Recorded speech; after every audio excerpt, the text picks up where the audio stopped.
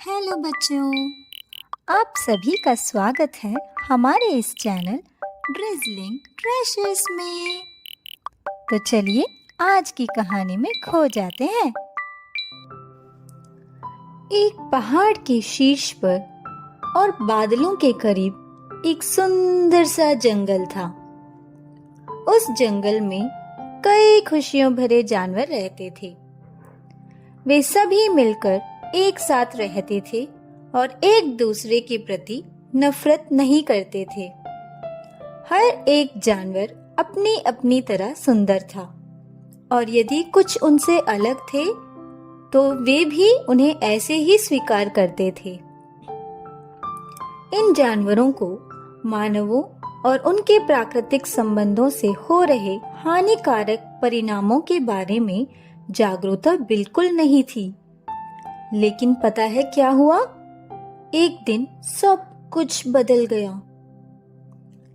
एक शिकारी ने पहाड़ी की ओर अपना रास्ता बनाया और जाल बिछा दिया।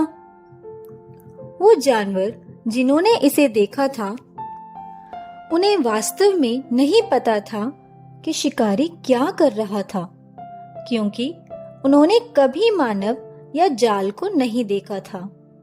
लेकिन उन्हें बस यही मालूम था कि जाल बहुत खतरनाक है और उन्हें अन्य जंगली जानवरों को इन चमकदार चीजों से दूर रहने की सलाह देनी चाहिए।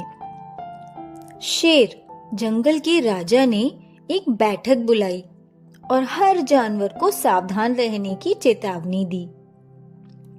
एक जानवर जो कभी भी राजा की बात नहीं सुनता था, वो था लोमड़ी।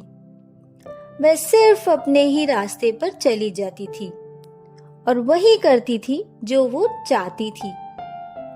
एक दिन जंगल में खेलते हुए लोमड़ी ने घास में एक चमकदार वस्तु देखी।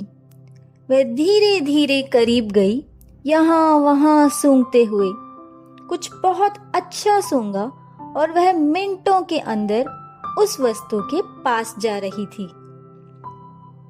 क्योंकि उसने बैठक में कुछ भी नहीं सुना था, इसलिए उसे नहीं पता था कि उसे जाल से दूर रहना चाहिए।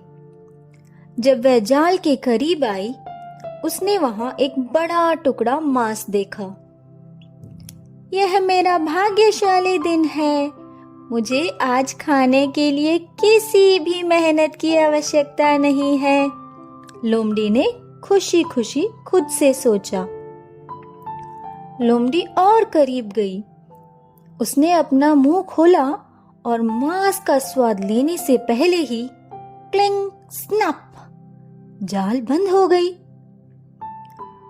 भाग्य से लोमड़ी अब भी छोटी थी और तेजी से भाग सकती थी, लेकिन ओ देवा, वह पर्याप्त तेजी से नहीं जा सकी क्योंकि उसकी पूंछ जाल में फंस गई थी।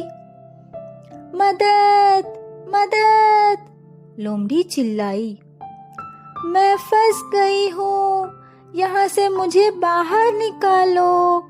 आउच, मुझे बहुत दर्द हो रहा है। दुर्भाग्यवश कोई जानवर नहीं था जो लोमड़ी की रोने धोने की बात सुन सकता था, क्योंकि उन सभी से राजा ने कहा था कि हंटर के चले जाने तक सब अपने घरों में ही रहें। वह खींचती रही और आखिरकार खुद को मुक्त कर लिया। लेकिन जब उसने पीछे मुड़कर देखा तो उसकी पूंछ जाल में फंस गई थी। उसने इतनी कड़ी मेहनत से खींचा कि उसकी पूंछ टूट ही गई थी।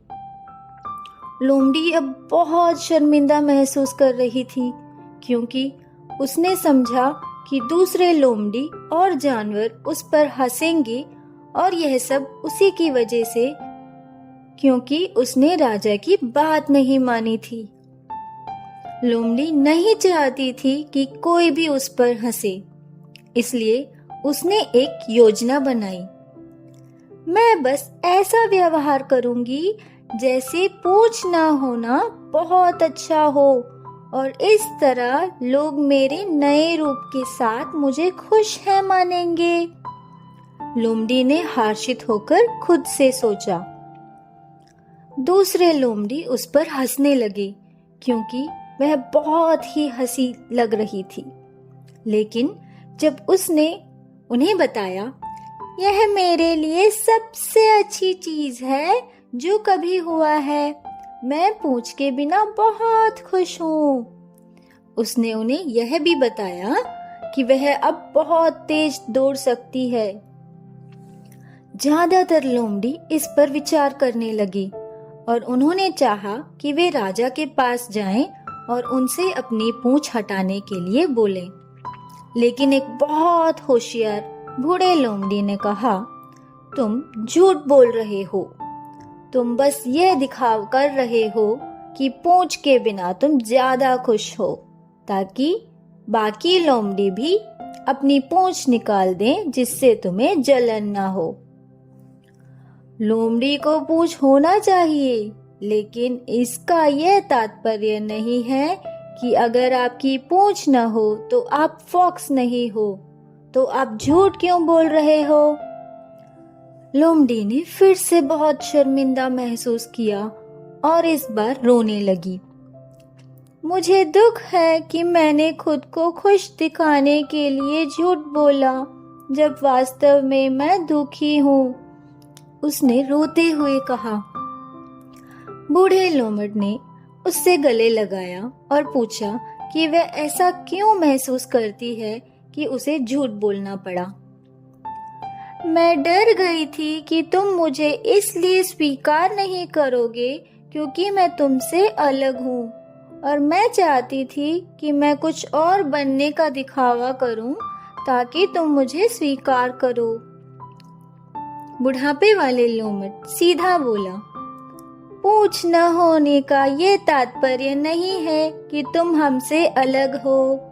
जंगल में हर सभी एक दूसरे को स्वीकार करते हैं, चाहे तुम थोड़े अलग ही क्यों ना हो। उस दिन से लोमड़ी ने झूठ बोलना बंद कर दिया और सच्चाई से रहने लगी।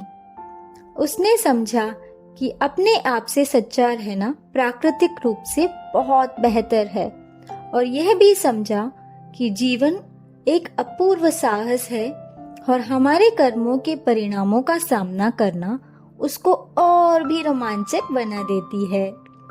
उस दिन से बिना किसी भेदभाव के हमेशा की तरह सब जानवर एक साथ मिलकर खुशी से रहने लगे।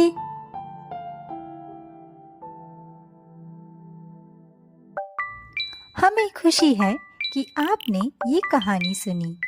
अगर कहानी पसंद आई तो लाइक करें, अपनी राय दें, चैनल को सब्सक्राइब करें और अपने साथियों के साथ शेयर करें। और हाँ, बेल बटन दबाना ना भूलें, क्योंकि और मज़ेदार कहानियाँ आ रही हैं। फिर मिलेंगे। अलविदा।